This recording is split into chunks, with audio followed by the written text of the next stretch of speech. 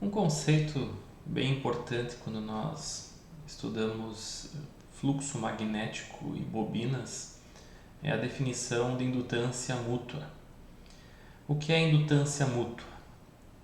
A indutância mútua surge quando nós temos então bobinas com uma certa proximidade umas das outras. Então a definição de indutância mútua considera a relação entre o fluxo magnético concatenado em um determinado circuito devido à corrente que circula em outro circuito. A definição de indutância própria trata então da relação entre o fluxo que passa, por exemplo, em uma bobina devido à corrente dessa própria bobina. A indutância mútua então está relacionada com o fluxo que passa uma bobina, digamos, na proximidade dessa bobina 1, onde está circulando uma determinada corrente. Em que situações acontece isso que nós chamamos de acoplamento indutivo? Isso ocorre em várias situações e em várias aplicações. Indutores acoplados, quando temos mais de um indutor compartilhando, por exemplo, o mesmo circuito magnético. Quando nós temos transformadores, dispositivos então que também ocupam o mesmo circuito magnético e no qual nós podemos então converter tensão alternada em tensão alternada em diferentes níveis, coisa que nós vamos ver em breve. Também quando temos motores ou geradores, de uma forma geral, máquinas elétricas rotativas, sempre vai haver o acoplamento magnético quando houver, por exemplo, uma bobina no rotor e uma bobina no estator. E muitas vezes esse acoplamento magnético, em função da posição relativa, é variável, resultando então em indutâncias mútuas variáveis.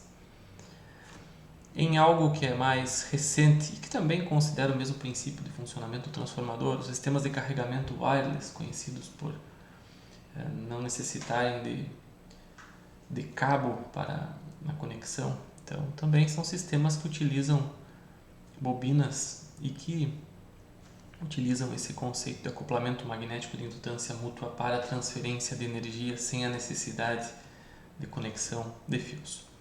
Então vamos às definições, o que é indutância mútua e como se calcula. Vamos ao primeiro caso. Então, dada essa bobina 1 circulando uma corrente I1, essa bobina 1 produzirá um campo magnético no seu interior, orientado então de maneira a passar por dentro dessa bobina num certo sentido e por fora no outro sentido.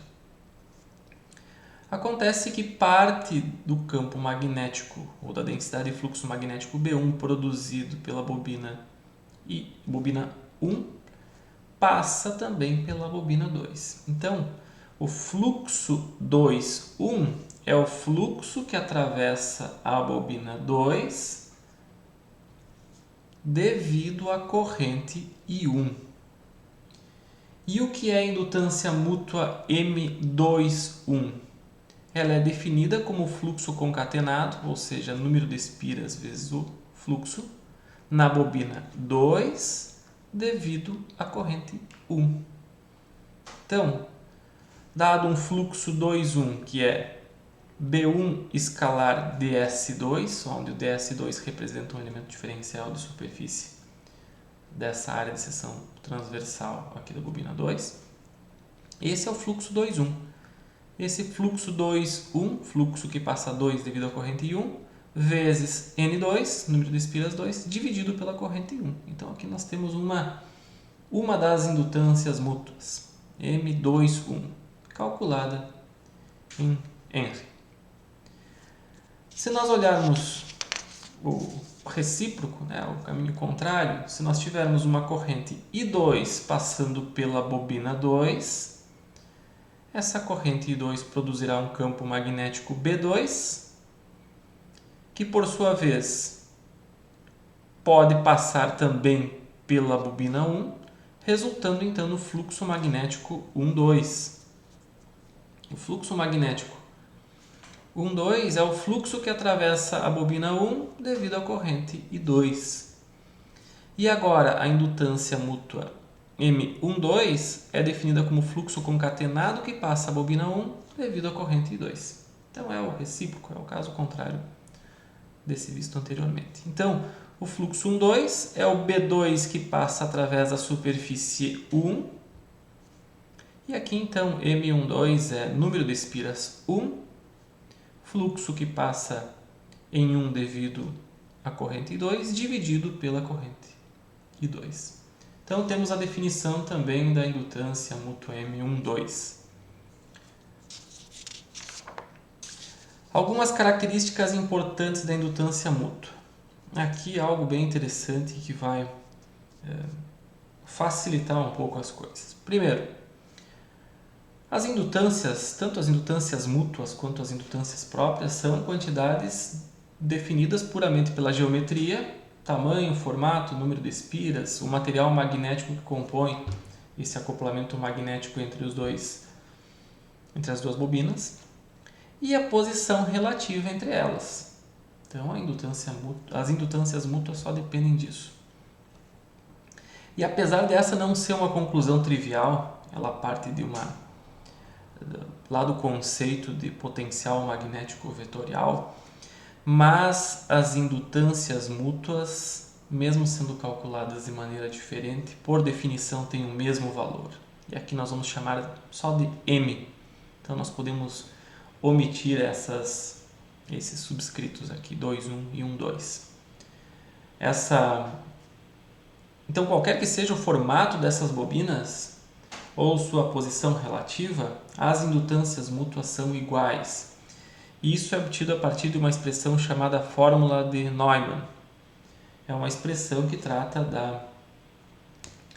da relação entre o fluxo magnético e um cálculo obtido a partir do potencial magnético vetorial. Então se chega à conclusão que essas duas expressões são equivalentes.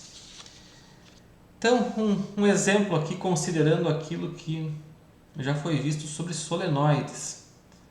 Então vamos considerar aqui um solenoide de comprimento L, um solenoide que tem duas bobinas enroladas no mesmo material magnético, material de permeabilidade magnética μ e uma área de seção transversal A. E vamos considerar de início o caso ideal, um caso sem dispersão do fluxo magnético. O que é a dispersão do fluxo magnético? A dispersão está associada às linhas de campo magnético que passam uma bobina sem passar a outra. Então, nesse caso aqui, seria um caso com dispersão. Vamos considerar de início um caso ideal, sem dispersão do fluxo. Nesse caso ideal, indutância mútua M21, N2, fluxo 2 devido à corrente 1, dividido pela corrente I1. Então, N2 sobre I1 colocamos aqui na frente. O fluxo 2 devido à corrente I1, isso já foi calculado para o caso do solenoide. É o fluxo produzido por 1, já que o fluxo todo é compartilhado pelas duas bobinas, não tem fluxo disperso em nenhuma das bobinas. Então, a indutância 2 devido à corrente I1 é obtida a partir então de μ N1 vezes N2 vezes a área dividido pelo comprimento do solenoide. O mesmo raciocínio pode ser feito para a indutância mútua 1 devido à corrente I2. Número de espiras 1 vezes fluxo que passa em 1 devido à corrente 2 dividido pela corrente 2. Então aqui o fluxo que passa em 1 devido à corrente I2 é o próprio fluxo produzido pela corrente I2, que vocês já calcularam para o caso do solenoide, já viram? μ vezes N2, corrente I2, área dividido pelo comprimento. Então aqui também tem uma simplificação, a corrente desaparece e se verifica então, nesse caso ideal, que as indutâncias mútuas são iguais. Mas esse é um caso ideal. Tá? Vamos considerar nessa situação essas duas grandezas iguais, e isso é de fato assim, independente da forma e da geometria e da posição relativa. Mas a questão é a seguinte: quais são as indutâncias próprias dessas bobinas? essas bobinas continuam tendo suas indutâncias próprias, relacionadas aos fluxos concatenados que passam através delas, devido à própria corrente delas. Então, as indutâncias próprias são L1, μ vezes N1 ao quadrado, a área de seção transversal dividido pelo comprimento. E L2 também, de forma equivalente. μ, permeabilidade magnética, número de espiras 2 ao quadrado, a área dividido pelo comprimento. Então, se nós multiplicarmos esses dois termos, ficaremos com todos os termos ao quadrado. μ ao quadrado, N1 ao quadrado, N2 ao quadrado, área ao quadrado, dividido pelo comprimento ao quadrado.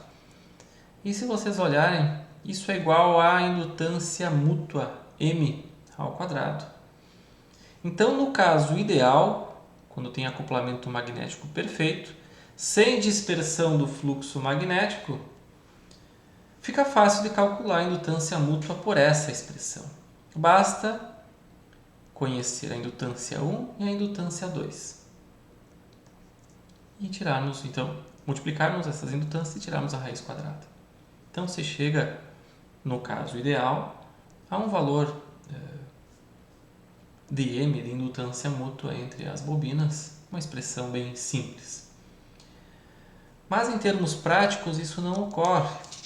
Sempre haverá, por menor que seja, uma dispersão do fluxo magnético. Então, no caso real, de que forma nós podemos considerar essa dispersão? Como um fator de acoplamento K, um fator que assume valores entre 0 e 1. Então, esse fator de acoplamento K, tendo um valor 0, significa que não há acoplamento magnético entre as bobinas. Então, L1 e L2 são as indutâncias próprias, mas como K é igual a 0, a indutância mútua é 0. Em um caso ideal, então, quando há acoplamento magnético total, quando não há dispersão do fluxo, o K é igual a 1 e nós retornamos então à expressão vista anteriormente, m igual a 1 raiz quadrada de L1 vezes L2. Então, lembrem sempre, quanto maior o valor do K, mais próximo de 1, maior é o acoplamento magnético entre as bobinas. Em algumas situações nós queremos um acoplamento magnético nulo, nós não queremos que tenha acoplamento magnético. Em outras situações na engenharia nós queremos que tenha acoplamento magnético máximo. Então se constrói esse dispositivo, esse indutor acoplado, esse transformador, enfim, essa máquina elétrica rotativa para ter um acoplamento magnético máximo. Então são várias situações e para isso então nós precisamos conhecer a geometria, enfim, porque a posição relativa entre as bobinas vai afetar então o valor K. E a energia? Como fica a energia armazenada em circuitos magnéticos ou armazenada em indutâncias quando temos mais de uma indutância e há acoplamento? A energia total armazenada no campo magnético é a soma das energias armazenadas na indutância própria 1, que é 1 meio de L1 e 1 ao quadrado, mais a energia armazenada na indutância própria 2, havendo corrente, lógico, havendo corrente I1 e corrente I2. Temos essas duas parcelas de energia, no caso aqui na indutância 2, 1 meio de L2 e 2 ao quadrado. E aqui tem um terceiro termo, que pode ser positivo ou negativo, que está associado então à indutância mútua vezes a corrente I1 vezes a corrente I2. O sinal será positivo quando as duas correntes trabalham de maneira a aumentar o campo magnético na região interna às duas bobinas. E o sinal será negativo quando os efeitos de campo magnético produzido pelas duas bobinas se opõem. Então, podemos ter situação onde essa indutância mútua ou essas correntes trabalham de forma a aumentar a energia ou de forma a diminuir a energia total armazenada no campo magnético. Então, o conceito de indutância mútua é um conceito relativamente simples, ele é baseado no conceito de indutância própria E a indutância mútua vai existir e vai ser tanto maior quanto maior for o acoplamento magnético. Esse acoplamento magnético sendo pleno, sendo perfeito, chegaremos a um caso ideal com K igual a 1, a indutância mútua igual a raiz quadrada de L1 vezes L2.